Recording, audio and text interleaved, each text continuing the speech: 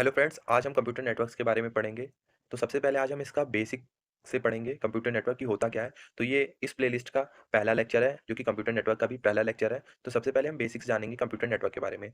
तो सबसे पहले हम ध्यान देंगे कंप्यूटर नेटवर्क हमें क्यों ज़रूरी है? हमें क्या यूज़ पड़ा कि हमें कंप्यूटर नेटवर्क जैसी चीज़ को जानना पड़ा? तो सबसे पहले हम देख सकते हैं कि डेटा का एक्सचेंज करना हमें बहुत ज़रूरी है।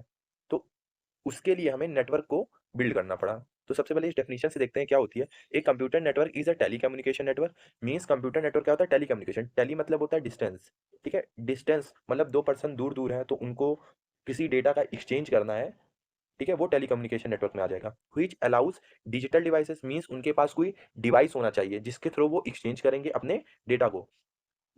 जो कि other using either wired or wireless connection means जो एक्सचेंज होगा या तो वो वायर्ड होगा या वायरलेस कनेक्शन होगा और जो शेयर ऑफ रिसोर्सेज है वो हार्डवेयर या सॉफ्टवेयर हो सकती है। तो इन सबको हमें पूरा मिला करके जो देखा जाए तो इन सबका जो पूरा का पूरा जो है वो इंटरनेट पे डिपेंड करता है। ये एक एग्जांपल है, ठीक है? तो यहाँ से जो डेफिनिशन निकल के आई वो क्या है? A computer network is a telecommunication network which allows digital devices to exchange data between each other using either wired or wireless connection to share resources. इसकी और भी डेफिनेशन से देखते हैं। A collection of autonomous computer interconnected by a single technology मीन्स सारे computer किसी एक से कनेक्टेड हों, ठीक है? तो वो भी हमारा कहीं न कहीं कंप्यूटर नेटवर्क्स में आता है। फिर क्या है? Networks come in many sizes, shapes and form. Network किसी भी तरीके से हो सकता है। They are usually connected together to make larger networks with the internet being the most well known example of a network of networks. इससे हम समझ सकते हैं जैसे कि मान लीजिए एक कोई कंपनी है, ठीक है?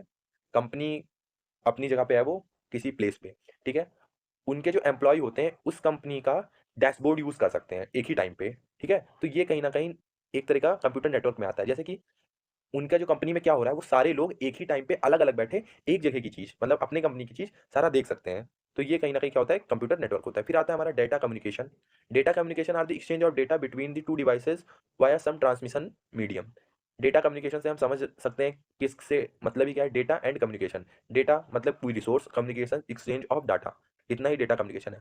अब मान लीजिए किसी भी रिसोर्स का एक्सचेंज हो रहा है, ठीक है? तो उसके लिए क्या-क्या रिक्वायरमेंट होनी चाहिए? तो सबसे पहले हमारे पास रिसोर्स होनी चाहिए जो कि यहाँ पे पहला दिखा है message, information to be communicated means हमें जो चीज़ बात करनी है या किसी से कहनी है या किसी को की रिसोर्स के बारे में बताना है तो वो सबसे पहले हमें हमारे पास क्या होनी चाहिए? इन्फॉर्मेशन। इन्फॉर्मेशन होगी तभी तो हम बात कर सकते हैं, हम किसी चीज़ के लिए हम सोच सकते हैं कि हमें ये काम करना है, ठीक है? वरना हमारे पास इन्फॉर्मेशन ही नहीं होगी तो हम बात क्या करेंगे, ठीक है? फिर क्या होगा? हमारे पास मान लीजिए इन्फॉर्मेशन आ गई तो अब हम क्या करेंगे? हमें एक सेंडर बनने की ज़रूरत है। हम सेंड नहीं करेंगे, तो जिसको हमें बात पहुँचानी है, वो जान कैसे पाएगा? तो यहाँ पे दूसरा रिक्वायरमेंट हो गया सेंडर। सेंडर क्या होता है? Devices how sends the message, ठीक है? तो हम देख सकते हैं एक सेंडर की ज़रूरत होगी, फिर क्या है? रिसीवर। भाई हमने मैसेज अब मैं सेंडर हो गया, मेरे पास इन्फॉर्मेशन हो गई। अब इन्फॉर्मेशन थी तो मैं सेंडर बन गया। अब मुझे ये किसी को भेजनी है तो कोई तो होना चाहिए जो रिसीव करेगा, वो रिसीवर हो गया, ठीक है? Transmission is the physical path by which a message travels from sender to ये एक तरह का पाथ हो सकता है, जो ट्रांसमिशन मीडियम है, ये एक पाथ होता है, जो सेंडर और रिसीवर्स के बीच में होता है, उस रिसोर्स को एक जगह से दूसरी जगह पे ले जाने के लिए, ठीक है? फिर इसका फिफ्थ पॉइंट आता है प्रोटोकॉल। मान लीजिए सेंडर आपके पास मैसेज हो गया मीन्स इन्फॉर्मेशन हो गई, सेंडर हो गया, रिसीवर हो गया और उस रिसोर्सेज़ को हम एक जगह से दूसरी जगह से भेज दिए, वो हो गया ट्रांसमिशन मीडियम। अब आता है प्रोटोकॉल लास्ट जो सबसे इंपॉर्टेंट है। प्रोटोकॉल आपने मैसेज भेजा, ठीक है?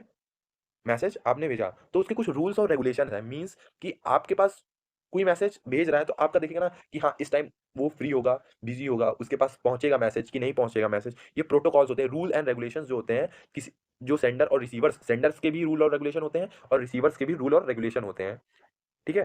तो उसे ही हम क्या कहते हैं कोई प्रोटोकॉल होगा, कोई भी काम होगा तो वो किसी प्रोटोकॉल के तहत ही होगा। हर चीज़ का रूल और रेगुलेशन होता है। हाँ, सब लोग कहते हैं पढ़ाई ज़रूरी है, ठीक है?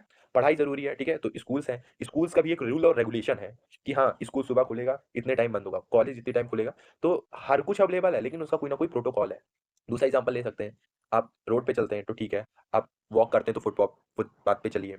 चल मतलब वो भी लेफ्ट साइड में, तो ये कहीं न कहीं सारे प्रोटोकॉल्स होते हैं। फिर आप सब यहाँ पे हमारा सारा कुछ हो गया डेटा कम्युनिकेशन में, पहला क्या हो गया? Message, sender, receiver, transmission medium and fifth protocol. ये सारी चीज़ हो गई, तो अब इसमें क्या हो गया? अब सबसे इंपॉर्टेंट चीज़ कहाँ से आई थी? सबसे पहले क्या था? इन्फॉर्मेशन। तो इन्फॉर्मेशन अब इन्फॉर्मेशन के बारे में हम देखेंगे वो कितना इफेक्टिवनेस था। तो यहाँ पे एक टॉपिक आ गया effectiveness of the data communication system depends on 4 fundamental करके। मीन्स आपने कोई काम किया, वो कितना ज़्यादा प्रभावी रहा, कितना उसमें इफेक्ट आया किसी को, उससे क्या-क्या हुआ? तो अब हम सबसे पहले डिलीवरी, सबसे पहले इसका आता है डिलीवरी।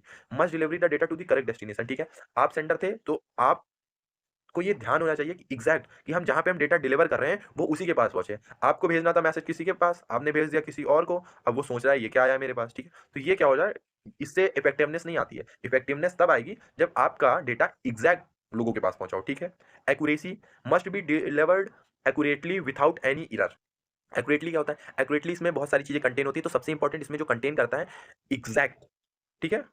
एग्जैक्ट। अब मतलब है इसमें 2 चीज़ एग्जैक्ट होंगी, मीन्स पहला तो आपने डिलीवरी समझा, डिलीवरी से कि मतलब जो रिसीवर हो वो एग्जैक्ट होना चाहिए, वही रिसीवर के पास जिसको इस रिसोर्स को मुझे भेजना है या इन्फॉर्मेशन को भेजना है, उसी के पास पहुँचे, ठीक है पहला। एक्यूरेसी एक्यूरेसी मतलब जो डेटा आपने भेजा है, वही उसके पास पहुँचना चाहिए। आप लिख रहे हैं हाउ आप लिख रहे हैं हाउ और वो पर उसके पास पहुँचा हू, मिस स्पेलिंग हो गई। तो इससे क्या होता है, इफेक्टिवनेस नहीं आएगी आपके एक्सचेंज ऑफ डेटा में, तो इससे भी आपकी इफेक्टिवनेस कम हो गई। तो एक्यूरेसी बहुत ज़रूरी है इफेक्टिवनेस को इंक्रीज़ करने के लिए। फिर क्या आ जाता है, टाइमलीनेस। टाइमलीनेस मतलब क्या होता है, must deliver the data in A timely manner, sometimes in real time application data delivery after time is useless. Means यहाँ पे क्लियर हो रहा है कि हम जो इंफॉर्मेशन को एक्सचेंज कर रहे हैं या रिसीवर्स को भेज रहे हैं, ठीक है, तो उसके पास एकदम मतलब जो टाइम होना चाहिए उसी टाइम पे पहुंचे। मीन्स आपने क्या किया, आपने नेट ऑन किया, मैसेज टाइप किया और मैसेज सेंड करते ही आपने नेट बंद कर दिया, आपको लगा कि चला गया होगा लेकिन गया नहीं ना। तो अब क्या ही मतलब रह गया, मतलब टाइम से पहुँचा ही नहीं, हमें उससे ये बात कहनी थी या कि हमें इस टाइम आपकी ज़रूरत है, ये जो भी हो सकता है, ये तो एग्ज़ाम्पल है, कुछ भी हो सकता है। तो एक एक्यूरेट टाइम पे पहुँचे जब रिक्वायरमेंट है। मीन्स मान लीजिए एक सबसे बेसिक एग्ज़ाम्पल लेता हूँ, क्लास आपकी स्टार्ट हुई 9:30 पे, ठीक है? और बच्चों को नहीं मालूम है कि 9:30 पे क्लास स्टार्ट हुई, लेकिन आपने मैसेज किया और यही काम कर दिया कि नेट ऑफ कर दिया, तो किसी के पास मैसेज नहीं पहुँचेगा, नहीं ना? तो उनकी क्या हो जाएगी, क्लास छूट जाएगी। तो आप मैसेज भेजिए तो ध्यान रखिए कि नेट ऑन था, उसके पास पहुँच गया होगा, वो सीन कर लिया तो टाइमली वो क्लास अटेंड कर। तो इसमें टाइमलेसनेस का रोल सबसे इंपॉर्टेंट है इफेक्टिवनेस को इंक्रीज़ करने के लिए। जिटर, जिटर ये बहुत जल्दी ही ऐड हुआ है, तो इसको हम थोड़ा और ध्यान से पढ़ेंगे क्योंकि ये बहुत इंपॉर्टेंट है।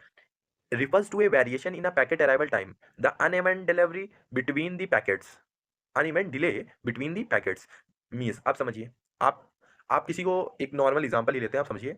ये एक तरीके जिटर होता क्या है, जिटर क्या होता है कि ये कई चीज़ों का कलेक्शन होता है। जिटर इज़ ए कलेक्शन, एक तरीके से समझ सकते हैं। किसी भी डेटा का ये कलेक्शन है और वो डेटा सीक्वेंसली उसके पास नहीं पहुँचा है, तो वो इफेक्टिवनेस को डिक्रीज़ कर देगी।